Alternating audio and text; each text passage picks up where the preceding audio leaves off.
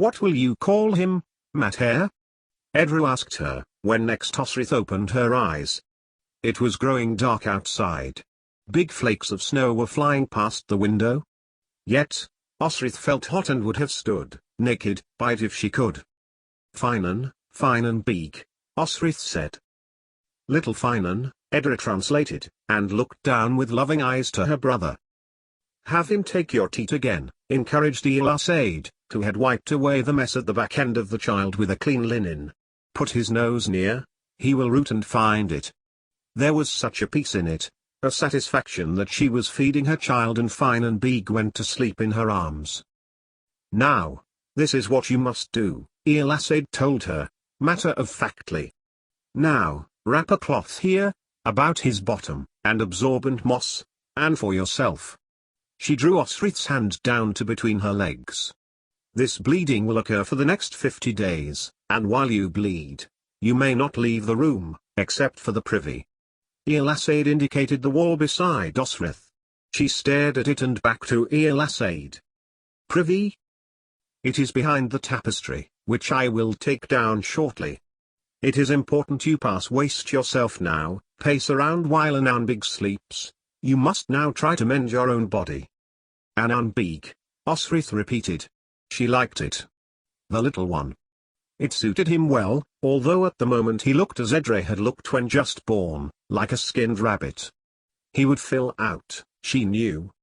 And she thought the contractions were painful, Osrith told herself, when she went to the privy closet and began to pace, hoping for, encouraging a bowel movement to come. Hours, it took, for anything to move in her guts, and she had gone back to feed young Finan twice before anything shifted. And by God it shifted. How did women do this? How did they do this multiple times? Osrith cleaned herself and sterilized her hands, closing the closet door and, with a brief glance at young Finan, took herself to the window. It was winter, in Alba, and it was snowing. Yet Osrith felt as hot as if it were high summer. And more of the same happened over the next week, night and day, hour and hour. Young Finan murmured in his sleep.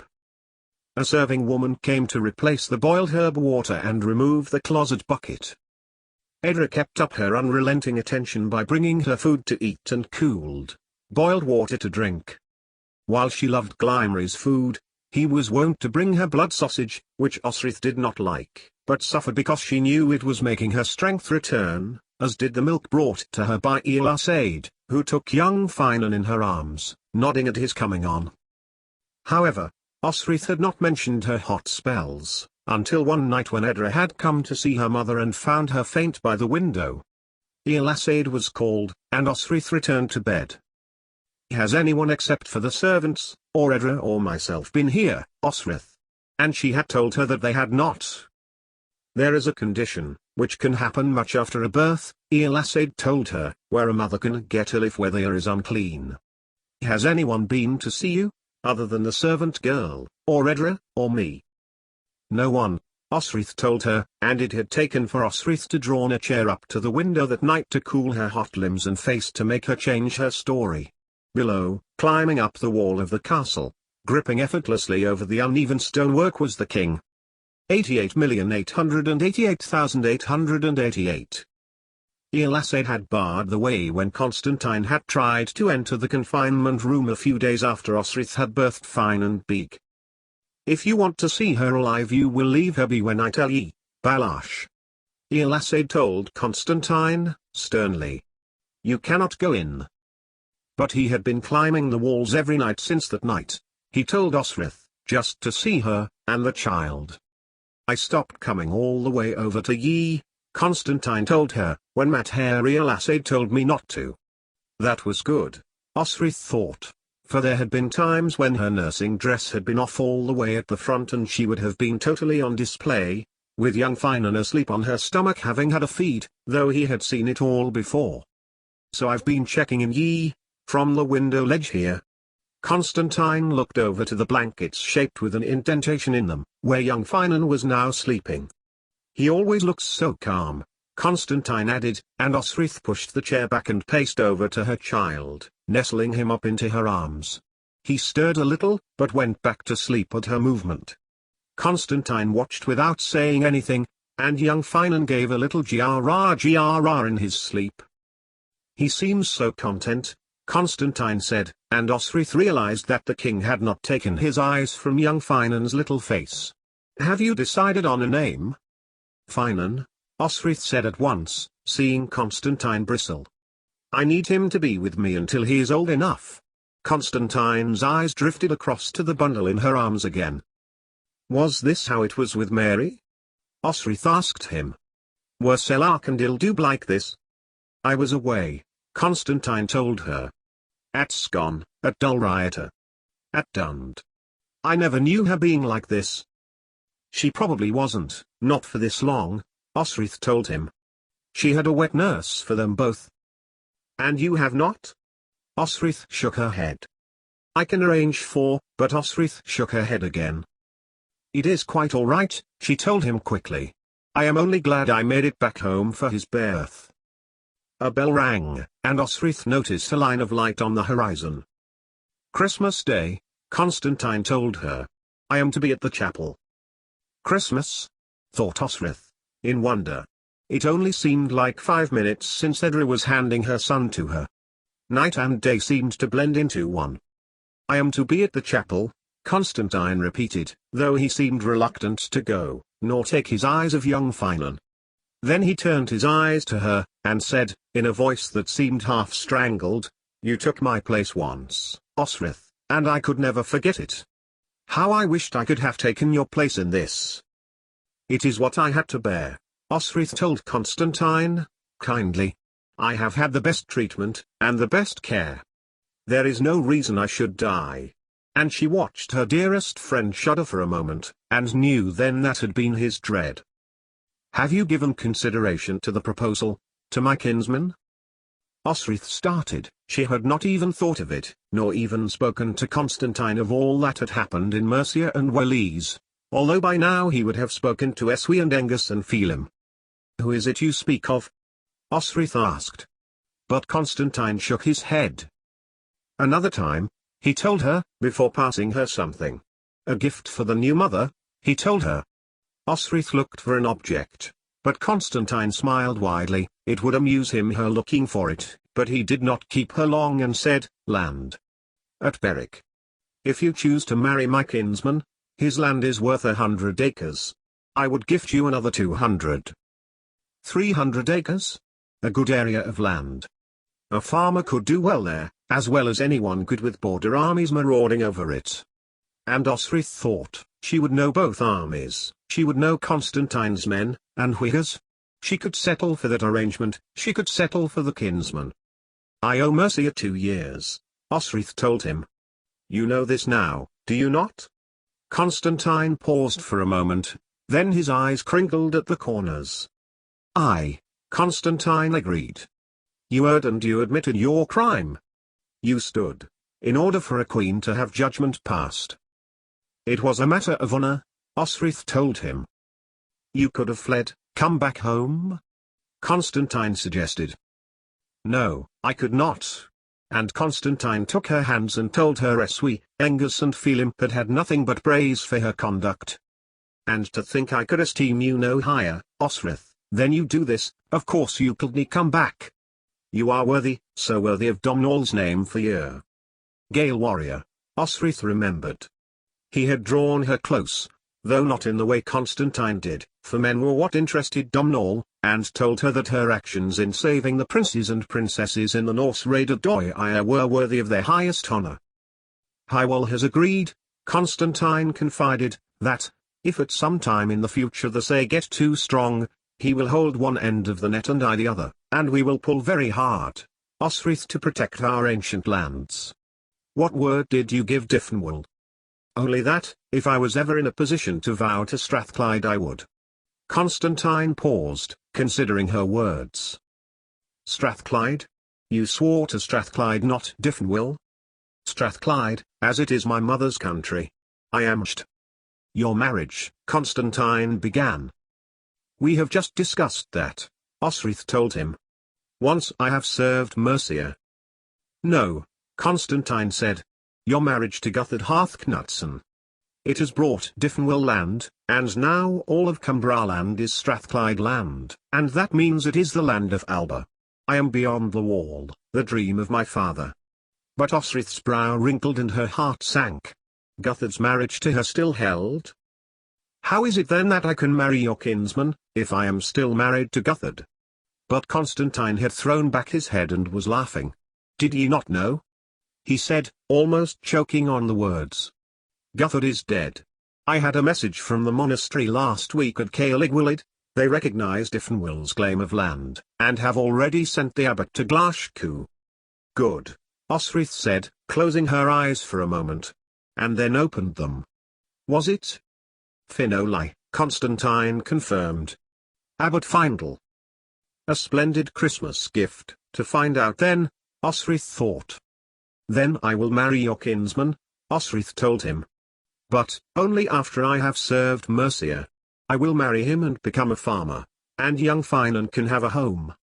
Constantine made to lean over to touch Finan Beeg's cheek, but withdrew it slowly when the baby shuffled in his wrap. He looked to Osrith. "Truly you will do this?" "I will," Osrith agreed. "I will work the land and I will accept your gift, Constantine, with all my heart." A strange look passed over Constantine's face for a moment, and he reached for her hands, before pulling her to him.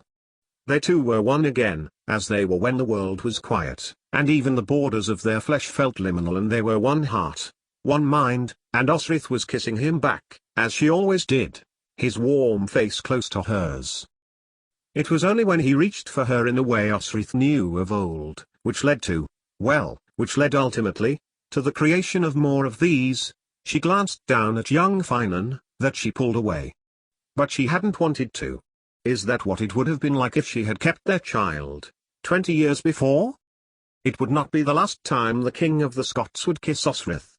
The last time would be on that fateful day when both stalking away from a warrior-carpeted battlefield heavy with grievous loss.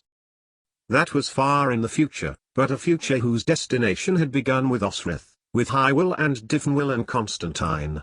And Aethelstan, who would wonder what lay beyond Bibbenberg. Constantine was looking at young Finan again, his eyes seemingly unable to look at anything else. "Stay here, of course stay here until your confinement is over, till he has grown a little. I may still need your advice, and I wish to speak to you about other matters." The bell rang again, and Constantine let her hand go at last, beforehand holding down the stonework as he had done before, adjusting his clothing and crown, and striding sedately towards the chapel. Young Finan moved slightly in his wrappings, and Osrith moved from the window, pulling the shutter, lying her child next to her as he slept.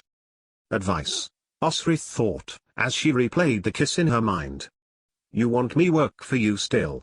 And while she could be outraged at being put upon, delaying her marriage, becoming a warrior again, it suited her too. 88,888,888. After the service, and Constantine had feasted and seen his mormers and lords to their beds, he fell to his own, pushing his hand down his breeches and feeling for his cock. It had been stiff for most of the time through the church service, and even copious amounts of ale had not dampened its enthusiasm. He had crept in to see her so many times. She had been cradling the babe, or asleep curled up. But once he had climbed up to find Osrith all laid out, all beautiful, breasts soft and round, nipples hard from the babe's interest. Her stomach was crinkled from her greatness, but it had shimmered in the moonlight, when he had spied her. Her legs were closed, but how he wished he could pry them open. No, better yet, that she would open them for him, willingly, as she had done many times before. If only he had been able to marry her, Constantine told himself, as he had always wanted to. But it was impossible, being a member of the royal family precluded nearly every female, unless they were a Gaelish royal, which left few choices. His father would have sent Osrith away had Constantine even thought about asking. But she was his, in his heart. And, his hand worked himself, almost automatically, feeling the ghost of a feeling that he knew pushing his cock inside Osrith would produce, more than that.